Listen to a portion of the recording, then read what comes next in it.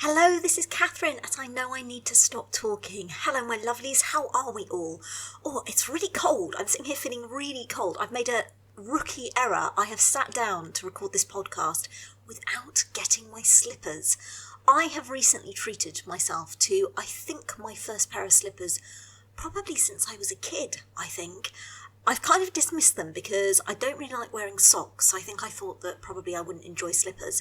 Oh my goodness, they are a revelation. They are one of the best things I have ever bought myself. A game changer. Mr. I Know I Need to Stop Talking has been deeply cynical when he's seen me in these. I think, poor bloke, pre-2020, pre-lockdown, I was rarely seen outside of a pair of 4-inch heels. And, you know, these days, like, my idea of getting dressed up glamorous is putting on my slippers and, you know, maybe finding a sparkly top. So, yeah, how the mighty have fallen. But yes, it's very chilly. It is very chilly. I'm probably partly freezing my tits off. Hopefully not literally. That'd be a Christmas and a half, wouldn't it? What an end to 2020.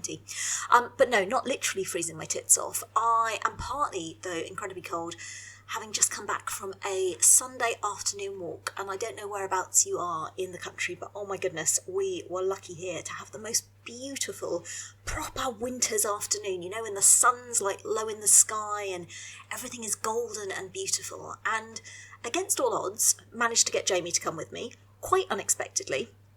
We tried to go, oh, honestly, my life, we tried to go for a walk yesterday afternoon. I basically persuaded Jamie, because Beth obviously does have football, more on which later, and Jamie doesn't really have a sport and things that he likes doing. So I've always encouraged the kids that try, when you're young, to find some form of exercise that you love, and on that basis it will never feel like a chore. And so he's actually got remarkably into walking, and he can walk miles and miles with me. So yesterday afternoon, it was one of those bitty Saturdays where you kind of do bits of stuff and you don't feel like you actually achieve anything. And so it got to kind of middle of the afternoon, and I said to him, come on, we're going to go out for a walk. And it was raining, but he's a fairly hardy walker. He was happy to go out in the rain. And he said to me, can we stop off at Sports Direct? And I was like, okay, fine, yes, no, we can stop off at Sports Direct, that's fine. At which point Beth, who had been quite happy up until then, just sitting, doing nothing, chatting to her mates, I was like, oh, I want to come with you as well. So, long story short, my lovely planned for hour-long walk in the countryside, in my head it was going to be sunny, it definitely wasn't yesterday, turned out to be taking 2 complaining children on the mile down the road to Sports Direct. We then went into Sports Direct. I was thinking it's a quick walk around, maybe they'll buy something and then we'll be off again. No, we were in Sports Direct for an hour. An hour! And I kept on saying to them, you know, I'm sure we're done now, let's go for a walk. And they were like, no, we just want to look at something else. And I thought, well, it's been lockdown, they haven't had a chance to do this. And so an hour at Sports Direct, of all the places I might like to spend an hour. Sports Direct is so not one of those places. Anyway, so by the time we got back out, it was dark, it was pissing it down with rain, it was really cold, Beth hadn't brought a coat. I know, what sort of terrible parent am I to send my children out without a coat? I can barely remember what I need myself, let alone for my children. And so we ended up walking straight home. So it was a write-off all round yesterday, really. But today's walk was glorious. It was just me and Jamie this afternoon. I think once Beth realised that our walk was not going to involve an hour-long trip to Sports Direct, she was rather less interested. And we just walked. And it's funny, isn't it? Because I get lots of people, and some of my relatives as well, who, you know, they'll phone up, and teenagers are monosyllabic at best on the phone, aren't they? And I think lots of people are wondering, you know, how do you get teenagers to really talk? And Jamie and I went out this afternoon, and it was like someone had turned the tap on. I mean, he talked non-stop for an hour and 20 minutes. I know so much about YouTubers now. It could be my mastermind specialist subject. I am not even exaggerating. But it's so lovely to hear him chatting with such enthusiasm, because he can be a bit of a monosyllabic teenager. It's so lovely to hear him chatting with such enthusiasm about something that he's genuinely really passionate about. And I do wonder sometimes with both kids actually, if sometimes I try too much to get them to talk about the things that I think they should be talking about, as opposed to the things that are really important to them, if that makes sense. Whereas actually, if you let them lead the conversation, if you let them talk about the things they're really passionate about, you get some really interesting insights and, you know, mainly my insights today were about YouTubers, it's true. But then we were walking back and we got onto the subject of how technology's come on and what technology might become like in the future. Of course, there's a household appliance beeping in the background. I don't even know what household appliance makes that noise. I've learned so much doing podcasting, primarily about the different noises of my household appliances. Oh my goodness, maybe we should do a Christmas quiz. And on the Christmas quiz on the podcast, maybe I could play various household appliances in my house making a noise, and you can all guess which one it is. Fun for all the family. I might pitch it to Channel 4. There's a TV show just waiting to happen. I don't know what that one was. Anyway, it stopped now, so that's nice. Where were we? But yeah, talking about how technology is kind of going to come on and all the things. I don't know about you, it blows my mind when I think about the fact that when I was a kid growing up, my dad used to work for Acorn Computers, and so we had one of very, very early home computers with games when floppy disks were actually floppy. Anybody else remember that? Oh, I'm showing my age. Actual floppy disks and computer games that blew my mind at the time. Games like Chucky Egg. Did anybody play Chucky Egg? Oh, I love Chucky Egg. And in fact, I found since then that there's actually a website which has made a number of those really early games free to play online. Yeah, let's just say it's not quite as groundbreaking as I thought it was at the time. But to think that in my lifetime you've gone from kind of home computers with floppy disks and Chucky Egg on to now I carry around the internet in my hand on my phone, and it's mad. And your brain almost can't comprehend what technology is still to come or still out there. So yeah, we by the time we finished our walk, we had us all on individual jetpacks in the future with computer screens that'll just pop up in front of you and retinal scans and all sorts. And yeah, who knows what's going to happen from technology. Probably what will happen now is we'll just be dead disappointed and nothing will change, and actually it turns out the internet is as good as it gets, but I don't think that's likely. But yeah, it's funny how you teenagers, I think getting them to talk about the things that matter to them is so important. And yeah, as I say, Jamie literally did not shut up. 1 hour, 20 minutes on KSI and his mates. Fucking hell. But it's been such a busy week this week. I actually feel quite exhausted, and I was debating whether to record a podcast today because I felt absolutely knackered, and I thought, well, no, it is something that I do for me and I really like doing, but I just feel certainly this week, like I've burned the candle at every single end, and then some. Lots of stuff happening from a work perspective and a life perspective. But yeah, it's just been, I mean, if you'd said to me that I was going to be, because it was still lockdown, wasn't it, at the start of this week, if you'd said to me it was possible to be this busy in lockdown, it's been a chaotic week to say the least, but lots of really good stuff. Giving blood. Hopefully lots of you saw my post on the blog about this. Oh my goodness me. So for anybody who didn't, long story short was, I've been a passionate donator of blood for years and years, ever since I first went, which wasn't until my 20s actually. I'd always gone with my mum when I was little, and kind of didn't really clock the giving a pint of blood bit, just clocked the free biscuits bit, and I was like, yep, give me a load of that. I am all over free biscuits. And so as soon as I was old enough, really, it was natural that I would go and give blood. And it's something that I'm so passionate about encouraging everybody who can give to give, because not everybody is able to give, right? So lots of people will have had blood donations, or might be gay, or might be underweight, or might have other health conditions that mean that they can't donate. So I do think for all those of us who can, I think it is really genuinely very, very important that we do. It's so easy. It's so easy. So if you're in England, you can sign up by going to www.blood.co.uk. Oh, I feel like I'm on a radio show now and reading out a phone number, even though that wasn't a phone number, it was a website address. It's been a long week. I'm just saying, it's been a long week. But you can sign up really easily by going to the website, and then you register. They'll enable you you can search by postcode to find an appointment venue near you. You are having to wait a little while at the moment for appointments. It's not surprising, really, given we're in a pandemic, so you probably will have to book several months ahead, but that's fine.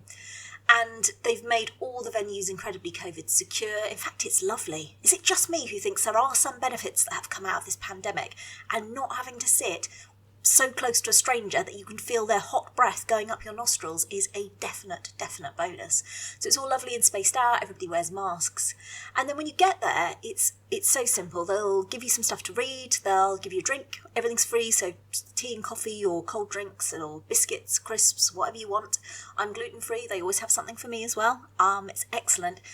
And then you'll wait a little while, you'll see a nurse, they'll do a quick health check with you, ask you a few questions. And then once they've asked you questions, they will do your finger prick test. And this is my downfall. So it was 12 months ago, pretty much to the week, that I last went to try to give blood. And they did the finger prick. And once they've pricked your finger, it's just a sharp scratch, it's nothing to worry about, and they squeeze a little globule of blood out, and they drop it into a little test tube filled with liquid. It's supposed to drop. So the blood's supposed to drop down to the bottom of the test tube. My blood did not drop.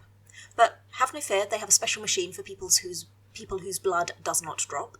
So they then put my blood into the special machine, and computer said no, it was not having any of it. My blood did not pass. My iron levels were just infinitesimally too low, and they set quite a high level that your iron levels need to be at in order for you to donate blood, because they're always keeping an eye on your health. So regrettably, I had to take some time away, and it's been a year since I was last able to donate blood, which I genuinely have, it's eaten away at me. I felt gutted, because this is how amazing a thing it is to do, I think, because it's one of those few things that you can do which just makes you feel brilliant. It's like, it's a no-brainer as far as I'm concerned.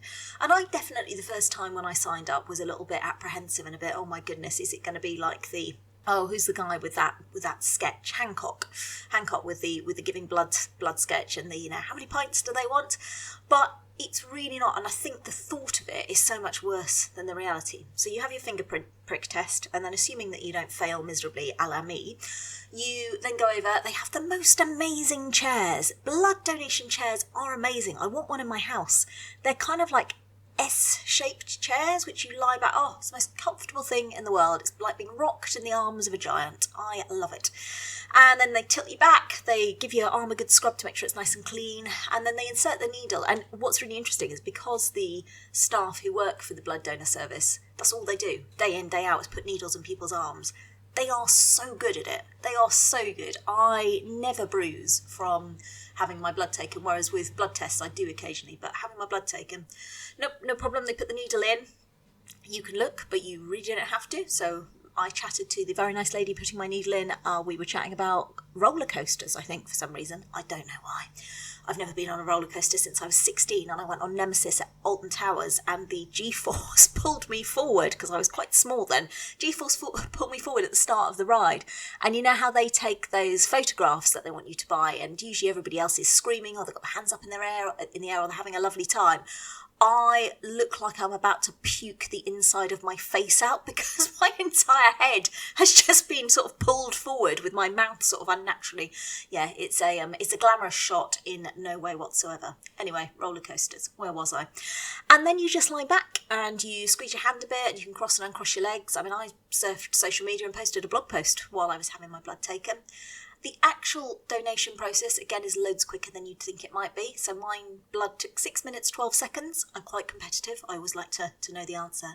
And then you're done. Then they come back, they take the needle out, they put a little plaster on your arm, they sit you up slowly if you feel a bit poorly, which I can't remember the numbers. I did look it up. I think they said it's something like 1 in every 620 people faints or feels faint. So it's really not very common. But even if you do, they'll look after you. They're experts at doing what they do. And then they'll say to you, would you like a drink and something to eat? And you're like, yes, please. I would like all the free biscuits I can eat. And they'd be like, crack on, love, crack on. It's brilliant. And you go away knowing that you genuinely have saved a life. And then the best bit, absolute best bit, is typically a few weeks later, you'll get a text, and the text will tell you which hospital your blood has gone to. It's so cool. And it's not necessarily one near you. It could be anywhere in the country. Oh, honestly, it's like that episode of Friends where Phoebe's trying to do genuine good deeds, but all the good deeds she tries to do, she says they can't be genuine good deeds because she feels so good doing them. That is how I feel about giving blood. It's like, it's such an enormous privilege. So that's my sermon over, but if it persuades one person to give blood off the back of this, then it will make me so happy. And as I say, if you can't, persuade somebody else to do it for you. And as I say, we all have a chance to go and be a real life superhero and save a life. And it's much calmer, I have to say, going to give blood in the middle of a pandemic, because I don't take the children with me. When the kids were younger, and sometimes if Mr. I Know I Need to Stop Talking was working late, I'd take them with me. And I think it's quite a good thing to do, because like I say, that's why I give blood now, is because of going to watch my mum give blood. But my two, I mean, you can imagine it. They're very well behaved, but some of the stuff they come out with, I think it was Beth asking a member of staff once, or certainly making some very suspicious inquiries about vampires, and Jamie wanting to hold the bag of blood, which they let him do. They're very good in getting the kids involved in things, and being really surprised that it was warm. And I was like, it's just come out my body, son. What were you expecting? I'm not a deep freezer. Anyway, so yeah, give blood if you can. It's an amazing thing to do. So that was this week.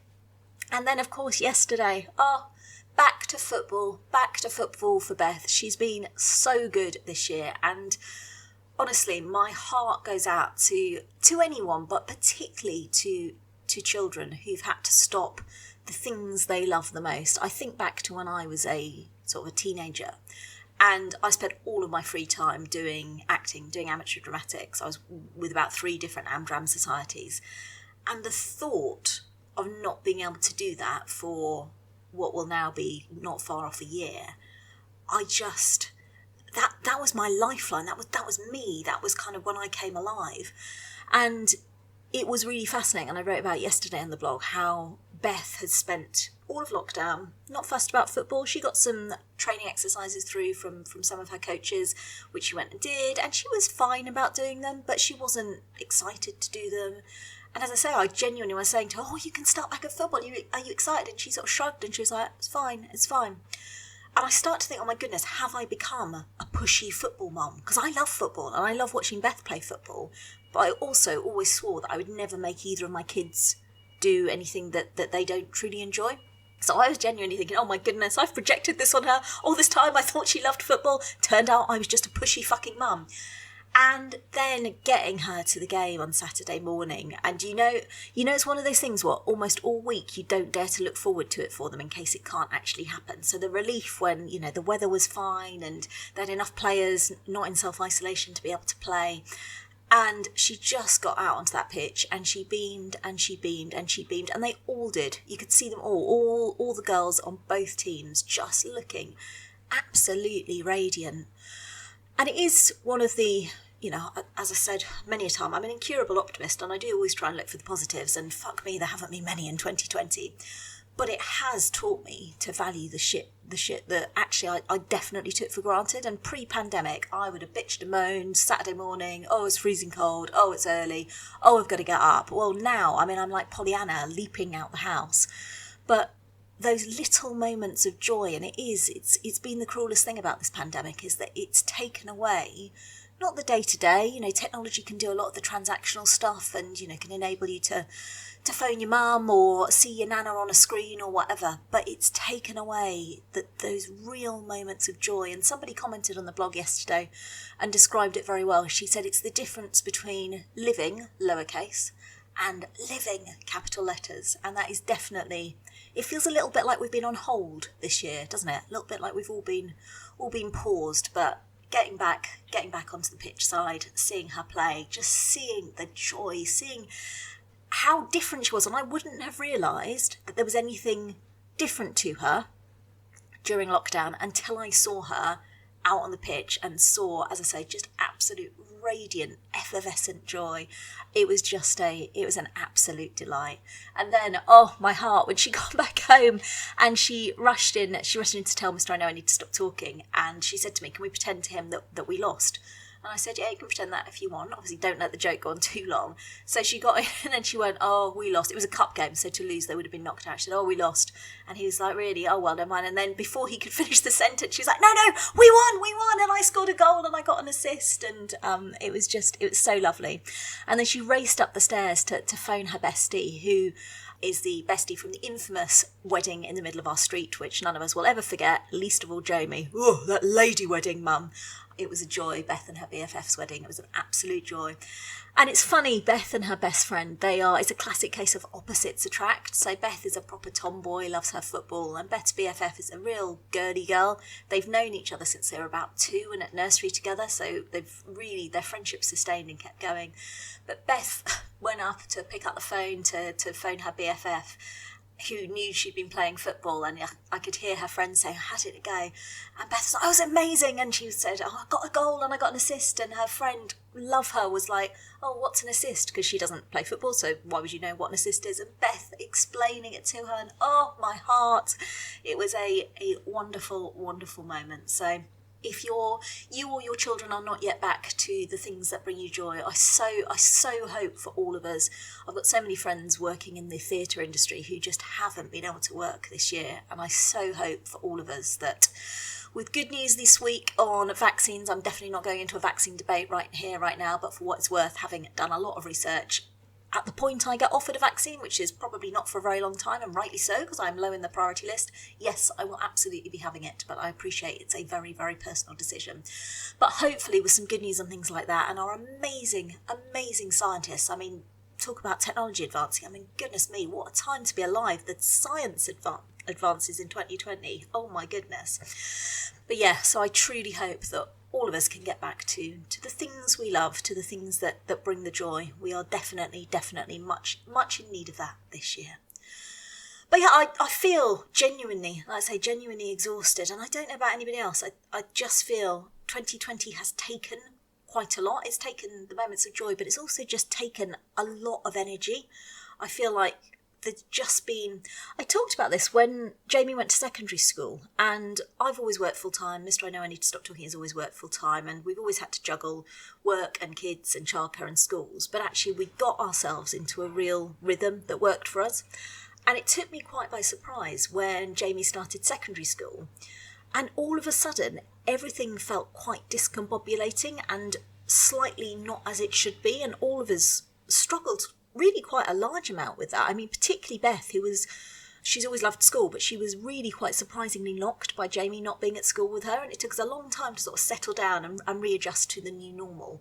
And I hate the phrase the new normal in the context of the pandemic, because this is definitely nothing about 2020 has been normal in any way, shape or form, even slightly.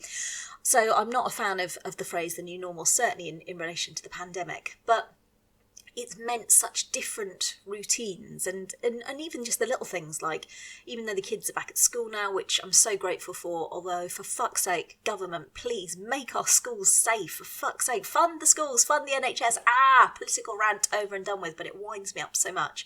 Thank you teachers, God I love you, you change lives, and I'm so grateful to you ploughing on through in an unsafe working environment for our children. Okay, rant over, just had to get that off my chest. But even with the kids back in school, things like I now take Jamie to and from school rather than him getting the bus at the moment, because try and make sure, because we have the ability to take the kids, so it means there's a bit more space on public transport for those who need it.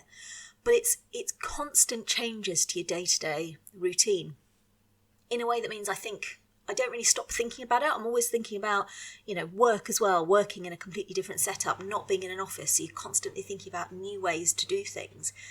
I don't know about anybody else, it's just felt quite relentless, this constant thinking about what's next, constantly braced for bad news or hopefully now good news. But I do feel tired coming into this December in a way that I haven't felt for a long time. Maybe it's old age, it's probably what it is, isn't it? I'm 40 next year, got all that to look forward to, but that's a story for a different day. So I have put off, as a result of feeling tired, I've put off a lot of the shit that I should be doing, not least of which is the Christmas presents, the fucking Christmas presents. Every year. So start of lockdown, I was like, right, no excuses. I'm going to get so organised. Not only am I going to buy all my Christmas presents by the end of lockdown, I'm going to wrap them too. Well, it is now, by my calculations, 4 days since lockdown ended. Have I bought all of my Christmas presents? Have I wrapped the fuckers? I have not wrapped one single fucking Christmas present, because I will put that hated chore off for just as long as I humanly can. I had a great job, my last job, which I was there for a long time. It was a great job on many levels, but it was also brilliant because I worked with a girl who became a very good friend. And she loved wrapping presents, like really loved wrapping presents, to the extent that I would bring my Christmas presents. This sounds so bad that I did this, but I promise you, she genuinely loved them. I would bring my Christmas presents into work, and in our lunch break, she would sit and she'd wrap my Christmas presents for me. And I think I remember at the time feeling quite guilty and going, is this all right? She's like, honestly, I genuinely love it. It is a sadness to me every day that we no longer work together, because those few years were fucking brilliant. But yeah, I've got a huge amount of Christmas wrapping to do. I keep, at Christmas time, I keep all of my presents and wrapping stuff up in the loft, just because it's easier to go up there and wrap stuff without the kids being incredibly nosy, Beth particularly, incredibly nosy. So it's easier to go up there. Well, I went up there earlier because I thought I'd better go and survey how things are going. I mean, honestly, it's fucking chaos. It looks like, I don't know, it looks like an Amazon packing depot has collided with, I don't know, it's just chaos. So I did my best to try and put things into a little bit of an order and organise things and put them in the right order. And I'm saying this now, saying absolutely by next week I'm going to have wrapped at least half of those presents. I won't do it. I know I won't do it. I will procrastinate, particularly this year because we're not going anywhere. So I'll be like, it's fine, I'll do it near the time. It's fine, I'll do it near the time. I can't remember if I've told the story on here before. Oh, this was bad. This was a bad Christmas. The kids must have been quite little, and I had, as usual, left my wrapping until, I mean, I really had pushed it to the limits that year. I'd left it until Christmas Eve, and we'd had friends round that evening for drinks. And so they left about 11:30, and I was like, right, I'm gonna do the wrapping, I'm gonna wrap the presents. And I said to Mr. I need to stop talking, have you got a pen that I can borrow? Because I just want to write on the labels so I know which ones are for which children and everything. And he said, I've got one, but it's my brand new pen, it's quite expensive. Will you lose it? And I said, no, I won't lose it. I won't lose it. You can guess where this is going, can't you? So, fueled by several glasses of champagne, I wrap the presents. It's now like, I don't know, it's gone midnight. It's well into the start of Christmas Day. Get to the end, I'm absolutely knackered. I'm bit drunk. I'm like, right, finally, can go to bed. Get them into the piles, put them there. Mr. I know I need to stop talking goes, you got my pen? And this cold spasm of fear ran up my back as I went, fuck, where's the fucking pen?